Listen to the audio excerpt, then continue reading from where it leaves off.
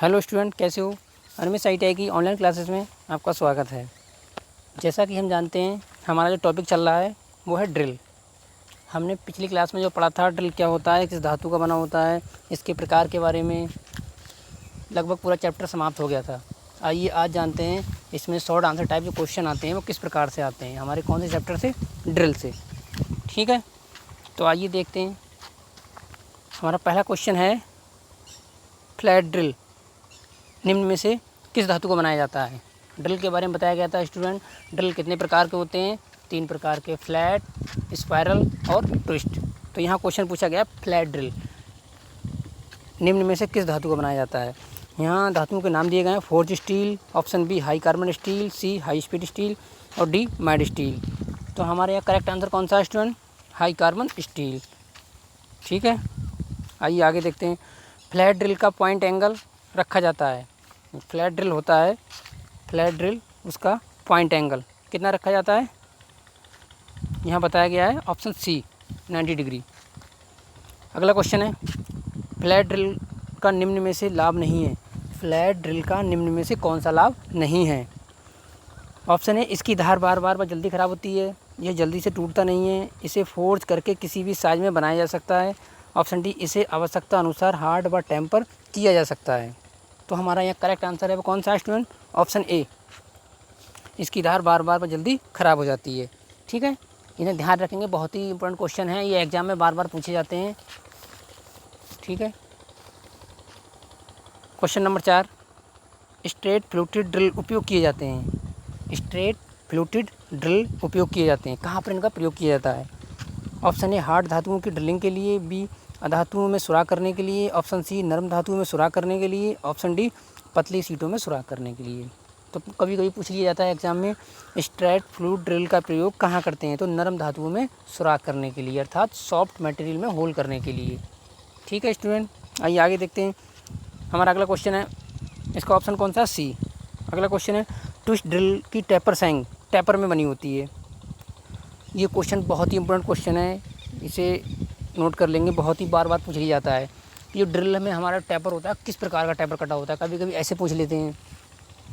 तो यहाँ हमारा बताया गया है, ट्विस्ट ड्रिल की टैपर सैंग, जो टैपर सैंग में होती है वो किस नाम से जानी जाती है, कैसी होती है? Option A Jarno taper, option B standard taper, option C Brown या Sharpe taper, option D Morse taper. तो ऑप्शन इसमें कौन सा हमारा सही है? Option D Morse tapper.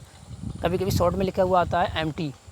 ठीक है, कितना कितना होता है? MT01 से MT04, ये ध्यान रखेंगे। अगला क्वेश्चन है, ट्विस्ट ड्रिल में लिप क्लियरेंस कोण ना रखने पर क्या होगा? ट्विस्ट ड्रिल होता है, उसमें लिप क्लियरेंस कोण ना रखने पर, लिप क्लियरेंस स्टूडेंट जानते हैं उसकी दूरी है, पॉइंट दूरी धातु के ऊपर की जो दूरी होती है, उनको धातु को आपस में ना मिलाया जाए तो क्या हो सकता है? ड्रिल तेज कटिंग करेगा, ऑप्शन बी ड्रिल कटिंग नहीं करेगा तथा गर्म होकर आवाज़ करेगा, ऑप्शन सी ये केवल नरम धातुओं में सुराख करेगा, ऑप्शन डी उपरोक्त में से कोई नहीं। तो यहाँ पर हमारा जो करेक्ट आंसर है वो कौन सा है? ऑप्शन बी, ड्रिल कटिंग नहीं करेगा तथा गर्म होकर आवाज़ करेगा। ठीक है, अगर हम इसमें बिल्कुल भी गैप नहीं रखेंगे और तुरंत स्टार्ट कर देंगे तो क्या करेगा, इसमें ये हानि हो सकती है। ठीक है, आइए आगे देखते हैं। हार्ड स्टील की ड्रिलिंग के लिए लिप क्लियरेंस कोण, हार्ड स्टील सबसे कठोर स्टील, जो कठोर स्टील होती है उसकी लिप क्लियरेंस, उसकी ड्रिलिंग के लिए लिप क्लियरेंस कोण रखा जाता है 8 से 10 डिग्री, 10 से 12 डिग्री, 15 डिग्री या 12 डिग्री। तो हमारा ये करेक्ट आंसर ऑप्शन कौन सा है यहाँ पर? ए, 8 से 10 डिग्री। ठीक है, आइए आगे देखते हैं। हार्ड स्टील की ड्रिलिंग के लिए लिप क्लियरेंस कोण हार्ड स्टील की कितना रखा जाता है? अभी बताया गया है 8 से 10 डिग्री। ठीक है, question number next, bakelite plastic व रबड़ की ड्रिलिंग के लिए पॉइंट एंगल रखा जाता है। बेकेलाइट और प्लास्टिक व रबड़ की ड्रिलिंग करनी हो तो उसके लिए पॉइंट एंगल कितना रखा जाता है? तो कितना रखा जाता है स्टूडेंट? यहाँ पर ऑप्शन डी 80 डिग्री। ठीक है, आइए आगे देखते हैं। ड्रिल में बॉडी क्लियरेंस होने से, ड्रिल में बॉडी क्लियरेंस होने से क्या होता है? Option A, drill hole finish बनता है, option B drill hole rough बनता है, ऑप्शन सी ड्रिलिंग करते समय घर्षण कम होता है, ऑप्शन डी कूलेंट आसानी से पहुंचता है। तो हमारे यहाँ करेक्ट आंसर है स्टूडेंट वो कौन सा है? Option C. आइए आगे देखते हैं। क्वेश्चन नंबर 10, ट्विस्ट ड्रिल में फ्लूट होने से निम्न में से क्या संबंध इससे नहीं है? ट्विस्ट ड्रिल में फ्लूइड्स होने से निम्न में से क्या संबंध इसमें नहीं है? ऑप्शन ए कूलेंट पॉइंट तक पहुंचता है। ऑप्शन बी चिप्स आसानी से बाहर आ जाते हैं। ऑप्शन सी जितने फ्लूइड्स होंगे उतने कटिंग एज होंगी। ऑप्शन डी ड्रिल खुरदरा सुराख बनाता है। हमारा क्वेश्चन था ट्विस्ट ड्रिल में फ्लूइड होने से निम्न में से, यदि ट्विस्ट ड्रिल में क्या होंगे, फ्लूइड्स बने होंगे, तो क्या हो सकता है? ड्रिल खुरदरा बनता है, ड्रिल खुरदरा सुराख बनाता है। जिसको फिनिशिंग करने के लिए हम किसका प्रयोग करेंगे आगे हम बताएंगे। अभी रीमर का प्रयोग करते हैं। तब तक के लिए यहाँ जानते हैं इसका जो करेक्ट आंसर है वो कौन सा है? Option D. आइए आगे देखते हैं। अगला क्वेश्चन है माइड स्टील की ड्रिलिंग के लिए पॉइंट एंगल रखा जाता है 110 डिग्री, 118 डिग्री, 140 डिग्री, 130 डिग्री। ये क्वेश्चन बहुत बार पूछा जाता है। तो कितना रखा जाता है स्टूडेंट? 118 डिग्री। ठीक है, आइए आगे देखते हैं। कास्ट स्टील की ड्रिलिंग के लिए पॉइंट एंगल, कास्ट स्टील की ड्रिलिंग के लिए क्वेश्चन हमारा कास्ट स्टील की ड्रिलिंग के लिए पॉइंट एंगल कितना रखा जाता है? 130 डिग्री, 118 डिग्री, 100 डिग्री, 140 डिग्री। तो यहाँ हमारा जो करेक्ट आंसर है वो कितना है स्टूडेंट? 130 डिग्री, 130। अगला क्वेश्चन है एल्युमिनियम व उसके अलाव की ड्रिलिंग के लिए पॉइंट एंगल कितना रखा जाता है? एल्युमिनियम और उसकी अलाव स्टील के लिए कितना रखा जाता है? 90 डिग्री। ठीक है स्टूडेंट, तो हमारे यहाँ करेक्ट आंसर वो कौन सा है? Option B. अगला क्वेश्चन है ड्रिल के हेलिक्स एंगल का दूसरा नाम, ड्रिल का हेलिक्स एंगल होता है उसका दूसरा नाम क्या होता है? Fluids angle. क्या होता है स्टूडेंट? Fluids angle. तो हमारा यहाँ करेक्ट आंसर है वो कौन सा है? Option C. आइए आगे देखते हैं। एच टाइप ड्रिल का उपयोग हार्ड धातुओं की ड्रिलिंग के लिए किया जाता है। 3 टाइप के होते हैं, एच, एस, एन। हमने अभी पीछे चैप्टर पढ़ाया था, थ्योरी पढ़ाई थी, उसमें बताया था कि ड्रिल के ग्रेड 3 होते हैं। कौन कौन से होते हैं? H, S, N. तो यहाँ पूछा गया एस टाइप का ड्रिल उपयोग हार्ड धातुओं के ड्रिलिंग के लिए किया जाता है। कभी कभी क्वेश्चन पूछ लेते हैं कि हार्ड धातुओं की ड्रिलिंग के लिए किस ग्रेड का ड्रिल प्रयोग करते हैं, तो किसका करेंगे स्टूडेंट? एच टाइप का। यहाँ क्वेश्चन को थोड़ा टर्न कर दिया गया है। कैसे पूछा गया है? एच टाइप ड्रिल का उपयोग हार्ड धातुओं की ड्रिलिंग के लिए किया जाता है। तो इसका हेलिक्स एंगल अर्थात रैक एंगल होता है, कितना होता है, कितने डिग्री पे बना होता है? 18 से 30 डिग्री। ऑप्शन बी 10 से 13 डिग्री। ऑप्शन सी 15 से 20 डिग्री। ऑप्शन डी 35 से 40 डिग्री। तो कितना होता है स्टूडेंट? 10 से 13 डिग्री। ठीक है, तो यहाँ पर इसका करेक्ट आंसर ऑप्शन बी।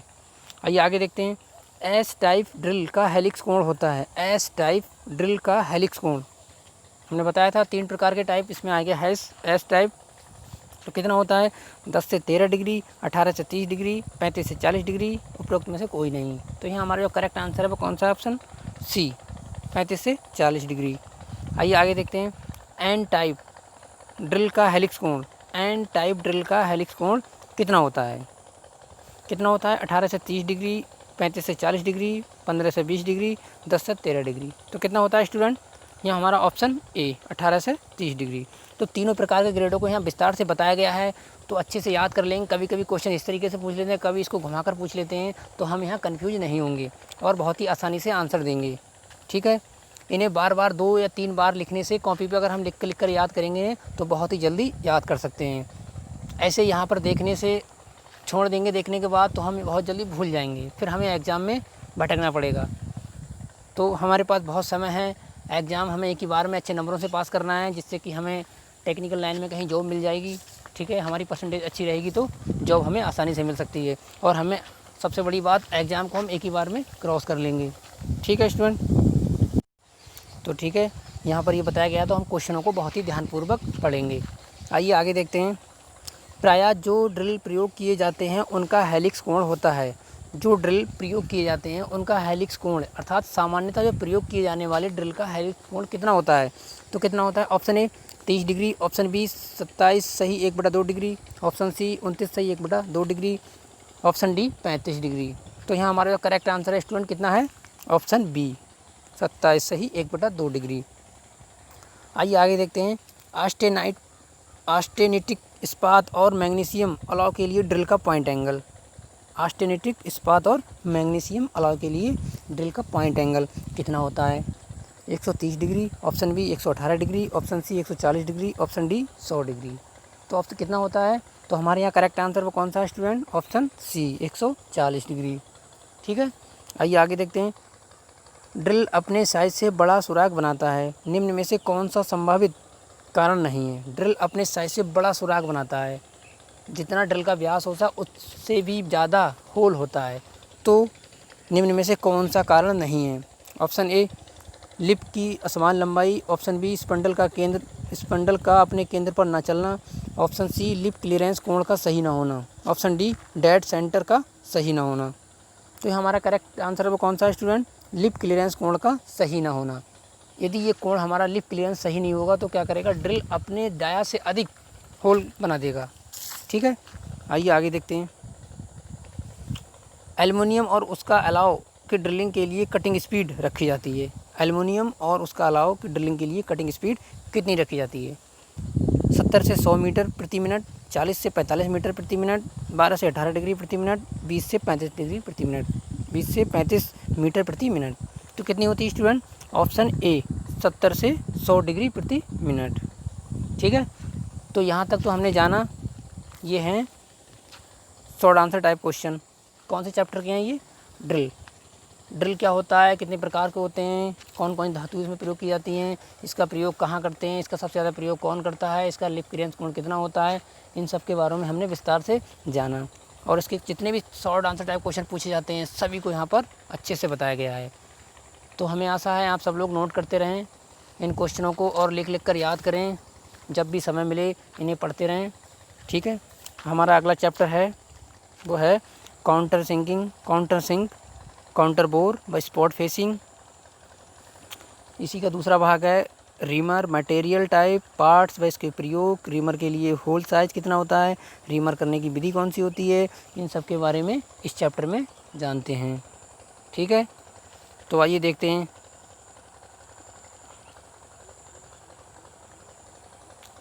हमारा पहला क्वेश्चन है ड्रिलिंग मशीन पर किए जाने वाले विभिन्न ऑपरेशन क्रियाओं की सूची बनाओ। कभी कभी क्वेश्चन सबसे ज़्यादा मोस्ट पूछे जाने वाला क्वेश्चन कौन सा है?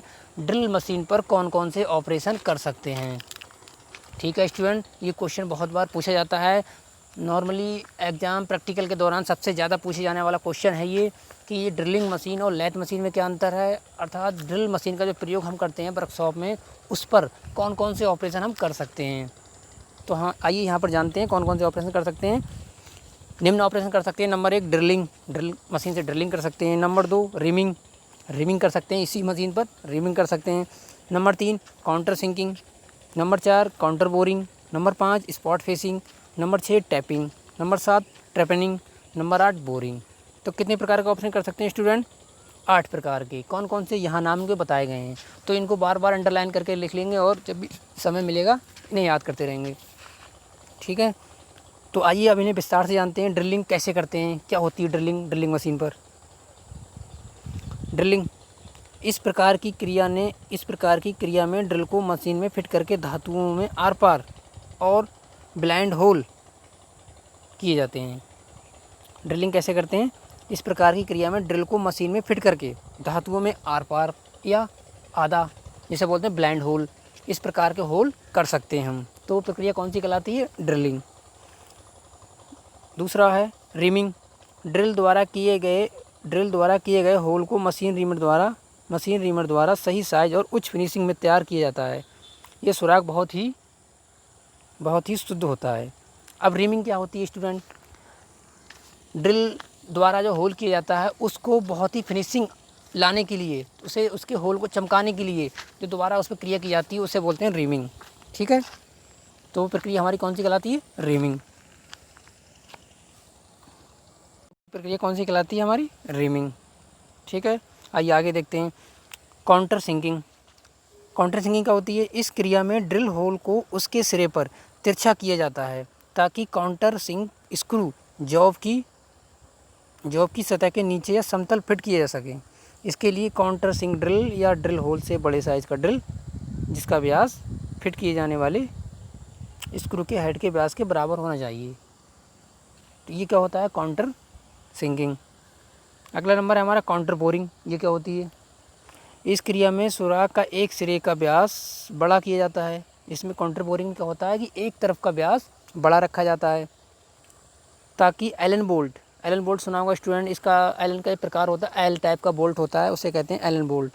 जॉब की सतह के समतल फिट हो सके। इसके तल की सतह समतल करनी पड़ती है।